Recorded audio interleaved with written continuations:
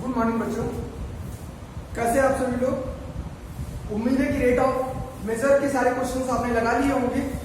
आज हमारा ये फाइनल लेक्चर है रेट मेजर का, और इसमें हम आपको 2-3 क्वेश्चंस बड़े इंटरेस्टिंग बताएंगे आज, ठीक है। इसके बाद जो है होगा हम लोग का अगला टॉपिक स्टार्ट होगा। आज का जो क्वेश्चन है उसको लिखना स्टार्ट करें आप लोग। क्वेश्चन है हमारा, sand is being poured. Question लिखिए, sand is being poured. Sand is being poured onto a conical pile. Onto a conical pile. Onto a conical pile at the constant rate of. At the constant rate of 50 centimeter cube per second. 50 centimeter cube per second, sorry पर minute दिया है, पर minute दिया है, ठीक है। जो दिया है आप उसी के अकॉर्डिंग करेंगे। 50 सेंटीमीटर क्यूब पर minute, such that the height of the cone, such that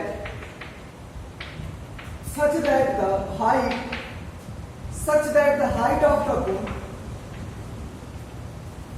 such that the height of the cone is always one half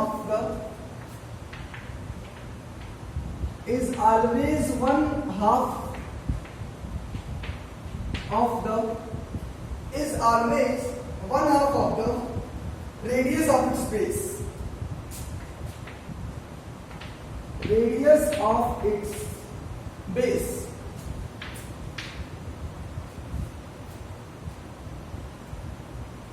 How fast is the height of the cone?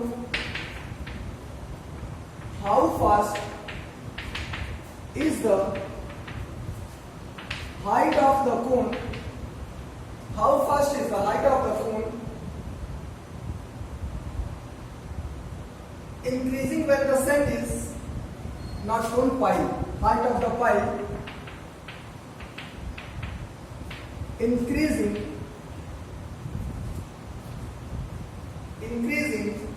when the sand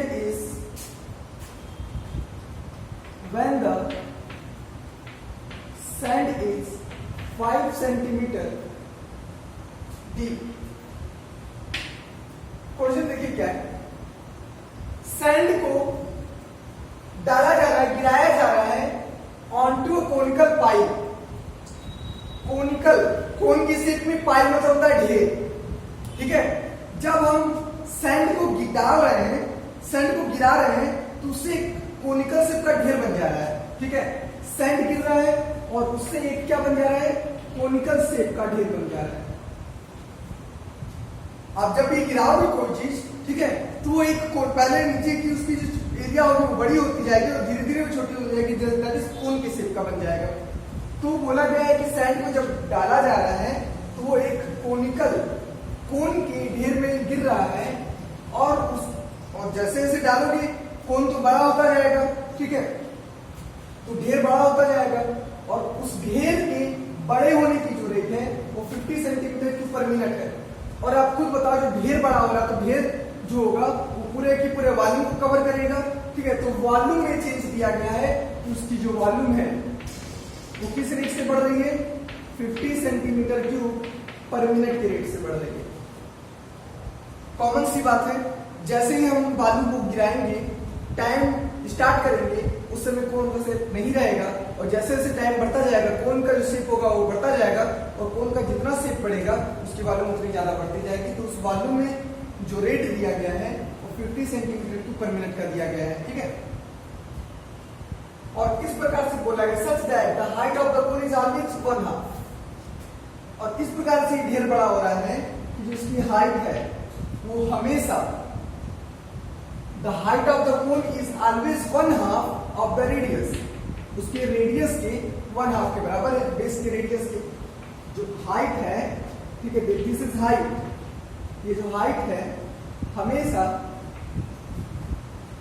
इस radius की, base के radius की half के बराबर है। तो बोला गया है कि किस रेट से हाइट बढ़ेगी गियर की, किस रेट से हाइट बढ़ेगी, मतलब dh/dt पूछा गया है, ठीक है। कब? जब when the sand is 5 centimetre deep, जब सैंड की गहराई 5 सेंटीमीटर हो जाए, मतलब जब h की वैल्यू दी गई है 5 सेंटीमीटर। ओके, आप लिखोगे सॉल्यूशन में, let small h, r be the height and radius of base respectively of a conical pipe। हमने मान लिया कि जो h है और r है वो हाइट और रेडियस है कॉनिकल पाइप का, whose volume b small b, ठीक है। गिवन है, क्या दिया गया है, वॉल्यूम का रेट दिया गया है कि वो बढ़ रहा है 50 सेंटीमीटर क्यूब पर मिनट की रेट से, ठीक है। एंड एच की वैल्यू दी गई है कि वो 1/2r के बराबर है। इसको बना दीजिएगा equation number 1। Okay, we have to find that, क्या फाइंड करना है हमें, we have to find that, हमें फाइंड करना है कि पाइप की हाइट किस रेट से बढ़ेगी, मतलब dh/dt, जब उस ढेर की मतलब पाइप की गहराई मतलब हाइट जो है वो when h = 5 सेंटीमीटर हो जाए, ठीक है। ये चीज पूछा गया है,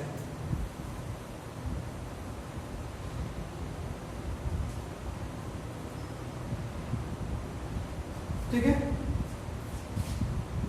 तो dh/dt पूछा गया है, dv/dt दिया गया है, मतलब h और v में रिलेशन चाहिए। तो कौन का रिलेशन आप निकाल लीजिए, h और v में क्या होता है, ठीक है। फिगर की अब जरूरत नहीं है, बता दिया जाए, अंडरस्टूड है फिगर, फिगर में कुछ करना नहीं है। चलिए, हमें dh/dt h में चेंज चाहिए और v में चेंज दिया गया, तो v और h में रिलेशन निकालिए। v क्या होता है, वॉल्यूम ऑफ कोन क्या होता है, 1/3 पाई r स्क्वायर h होता है ना, 1/3 पाई r स्क्वायर h। अब सिंपल सी बात है, हमें v और h में रिलेशन चाहिए तो r को हटाना पड़ेगा, r की वैल्यू को रख दीजिए आप, r की वैल्यू क्या हो जाएगी, 2h हो जाएगी। तो 1/3 पाई 2h का square into h from first, कितना हो जाएगा, ये हो जाएगा 4, ये हो जाएगा h3, तो 4/3 पाई h3, ठीक है। Differentiating it with respect to t, जब v और h में रिलेशन आ गया तो डिफरेंशिएट कर दीजिए, v क्या है, तो आपको मिल जाएगा dv/dt = 4/3 पाई बाहर, और जब इसको t की रिस्पेक्ट में करोगे तो dt ऑफ h3, तो कितना आ जाएगा, 4/3 पाई बाहर, h3 का डिफरेंशिएशन करना है तो 3h²,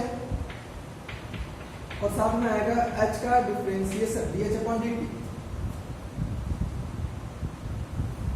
डिफरेंशिएशन सबको पता है ना, डिफरेंशिएशन सबको करना आता है, ओके।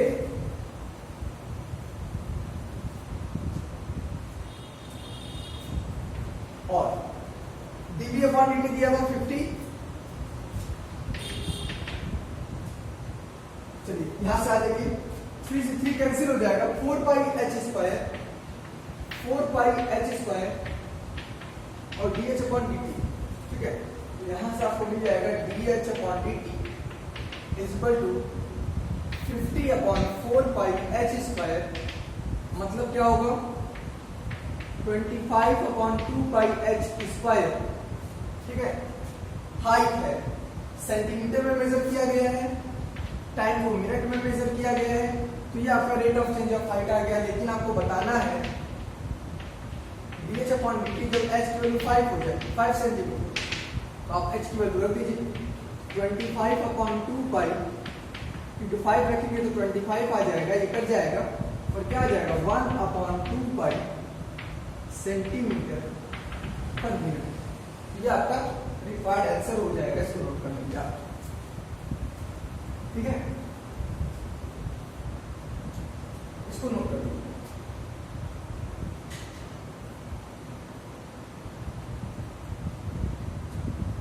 हो गया, चलिए वेरी गुड। अगला क्वेश्चन देखते हैं।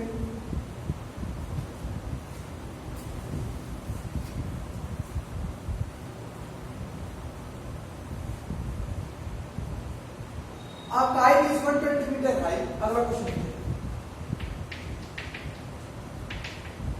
A kite is 120 meter high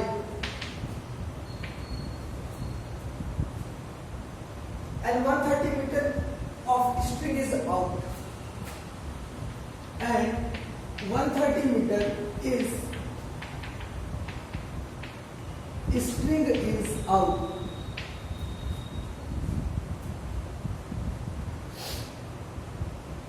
If the kite is moving away horizontally, if the kite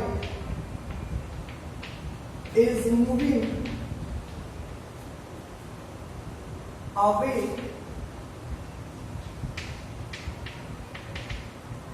horizontally, if the kite is moving away horizontally at the rate of 52 meter per second, at the rate of 52 meter per second, find the rate at which the string is being paid out. Find the rate at which the string is being paid out.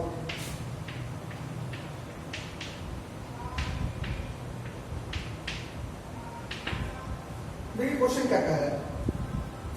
Question आपसे कह रहा है कि एक पतंग है, एक kite है जो 120 मीटर की हाइट पर है। चलिए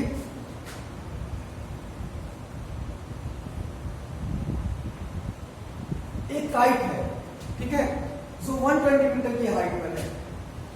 इसकी हाइट कितनी है? 120 मीटर। ओके, चलिए A kite is 120 meter high and 130 meter is string is paid out. जब आप काइट को उड़ाते हो तो ऐसे तो उड़ाते नहीं हो, काइट को हमेशा स्लैंट ही उड़ती है ना काइट। तो काइट का जो डोर होगा, मतलब स्ट्रिंग जो होगी उसकी, वो इस प्रकार से होगी। ऐसे नहीं ना उड़ाओगे काइट सीधा, काइट तो ऐसे ही उड़ेगी, ठीक है। काइट की जो स्ट्रिंग है वो बोला गया है 130 मीटर पेड आउट की गई है, 130 मीटर पर है। If the kite is moving away horizontally, अगर काइट इस हाइट पर, अगर काइट इस हाइट पर, आप देखते हो जैसे जैसे हवा फ्लो होती है ना, काइट जो है हॉरिजॉन्टली मूव भी करती है, ठीक है, कोई बात नहीं है। अब जब आप धीरे धीरे स्ट्रिंग को छोड़ोगे तो पतंग क्या होगी, ऊपर भी जाएगी और हॉरिजॉन्टली भी मूव करती है। तो इसकी जो हॉरिजॉन्टली मूव करने का जो है इस हाइट पर, ये रेट दिया गया है। काइट जो है वो मूविंग अवे, आगे जाती है। पहले काइट यहाँ रही होगी, फिर यहाँ रही होगी, मतलब इसके आगे जाने का जो रेट है, ठीक है, वो दिया गया है 52 मीटर पर सेकेंड। तो मान लेते हैं कि किसी समय पर, ठीक है, ये x रहा होगा इसकी डिस्टेंस, तो इसकी जो रेट ऑफ चेंज है dx अपॉन dt, ये दिया गया है 52 मीटर पर सेकेंड। अभी समझ में आएगा, ठीक है। Find the rate at which the string is being paid out.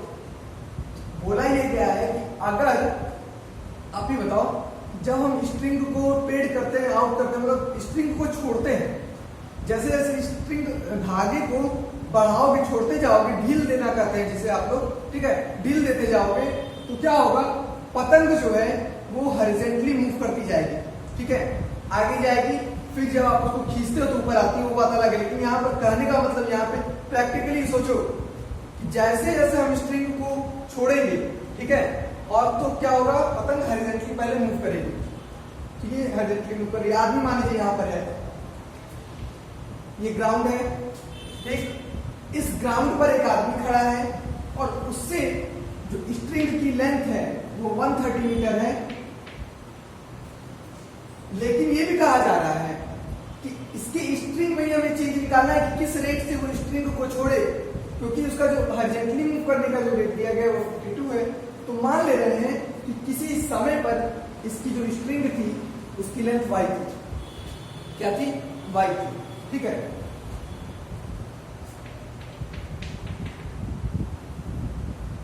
चलो देखो क्या है।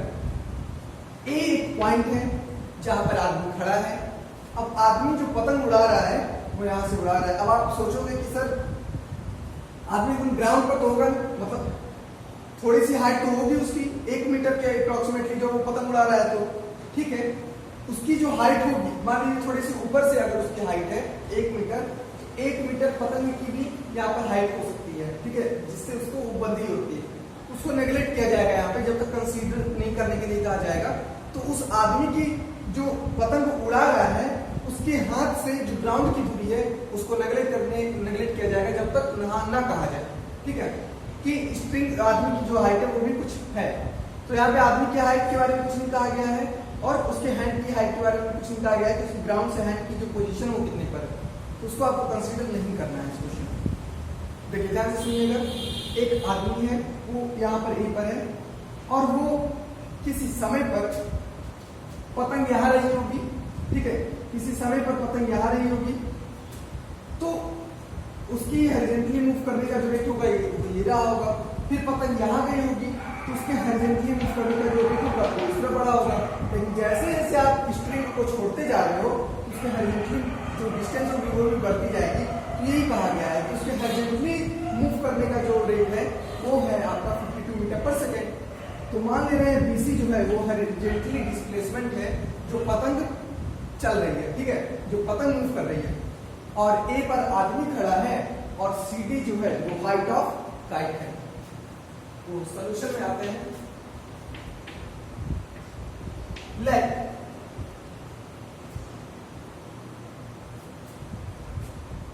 let CD be the height of kite and BC be the at any instant कहना पड़ेगा या छोड़ दीजिए and BC be the horizontal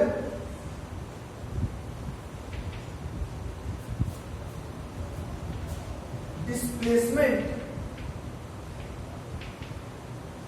by kite and AC be the length of string। हमने क्या किया कि कोई एक जो है पतंग CD जो वो हाइट ऑफ काइट की है, काइट की हाइट CD है। BC जो है वो हॉरिजॉन्टली डिस्प्लेसमेंट है जो काइट मूव कर रही है 120 मीटर हाइट पर, और AC जो है वो लेंथ ऑफ स्ट्रिंग है। तो एट एनी इंस्टेंट किसी समय पर हॉरिजॉन्टली डिस्प्लेसमेंट BC जो है वो x है। ठीक है, तो लेंथ ऑफ स्ट्रिंग है y। ठीक है, लेंथ ऑफ स्ट्रिंग क्या है किसी समय पर y है। गिवन क्या गिवन है? गिवन दैट हॉरिजॉन्टली डिस्प्लेसमेंट जो है उसके मूव करने का जो रेट है वो दिया गया है 52 सेंटीमीटर पर सेकेंड ऐसा है ना, 52 सेंटीमीटर पर सेकेंड दिया गया है। क्वेश्चन अब एक बार और पढ़ लीजिए। तो ये कहा गया है कि आप फाइंड क्या करिए, find the rate at which the string is being paid out. String को छोड़ने का क्या रेट है, मतलब y में रेट पूछा गया है। We have to find that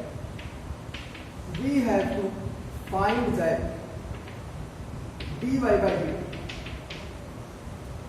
okay, कैसे निकलेगा वो आप बताएंगे।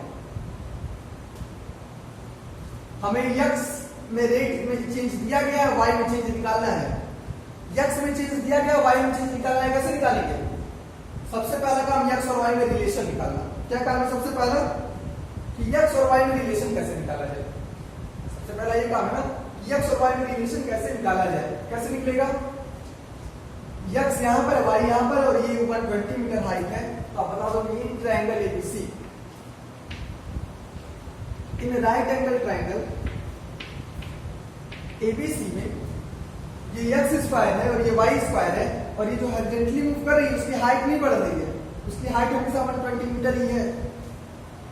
तो in right angle triangle ABC में आप बताओगे कि जो AB का स्क्वायर होगा और प्लस BC का जो स्क्वायर होगा वो AC के स्क्वायर के बराबर होगा। तो AB का स्क्वायर जो है वो है 120 का स्क्वायर, BC का जो स्क्वायर है वो है x स्क्वायर और AC का जो स्क्वायर है वो है y स्क्वायर। ठीक है,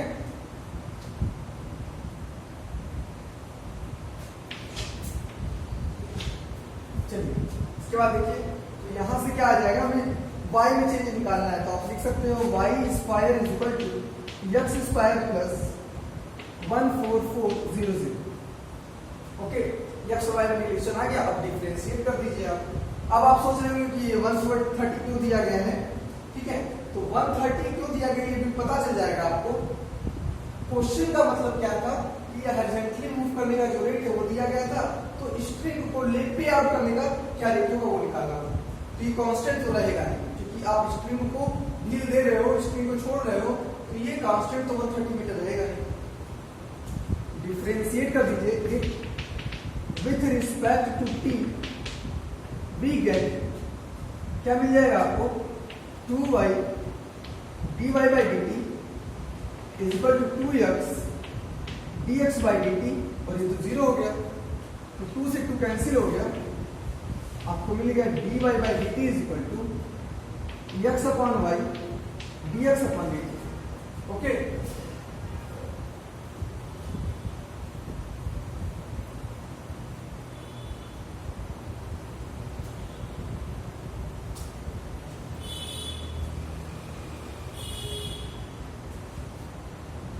चलिए अब देखिए यहां